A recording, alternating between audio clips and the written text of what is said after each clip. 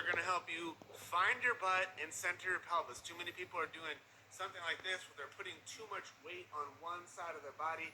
That's basically shutting off one butt and turning the other on too much, and this is going to help restore that balance. I'm going to show these to you real quickly, and then I'll break each one down in detail. Again, all you're going to need for this is a wall like that right there. Okay, drill number one, probably the most important of the two. You're going to stand with your heel up against the wall, toes on the ground.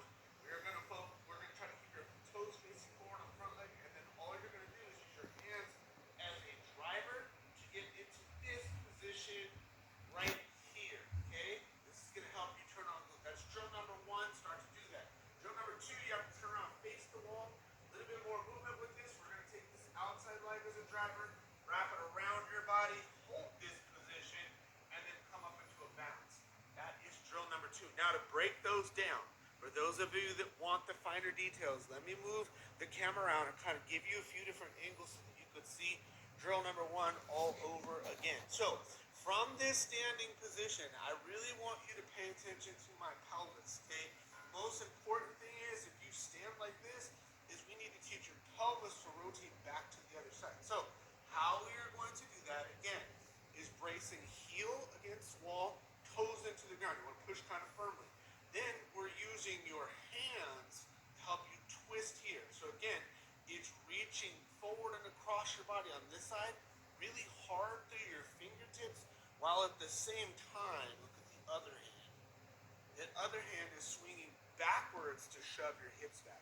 When you get to this position, give it one of these right here, okay? Try to pull with your hamstrings, try to pull with your butt to get your hips to do this. One more time. Let's take a look at this. It goes back like that, so the steering wheel driving you back. Again, when you do this drill, let me just show you from one more angle, kind of off to the side here. What I want you to do is really kind of capture everything that's going on. If you're looking at this right now saying, hey, that looks like walking and running, that's smart because it does. I want you to feel what's happening at your feet. I want you to, again, notice how your hips are going back, but then I also want you to think about what's happening with your nose, knee, and first two toes. They're in alignment. So this should be a cue to you how you should be walking throughout the day. If you could use this exercise as a teaching tool to help you walk and run better, then a lot of those problems that you're feeling right now are going to start to go away. Okay, so that's drill number one. Hold that for a position.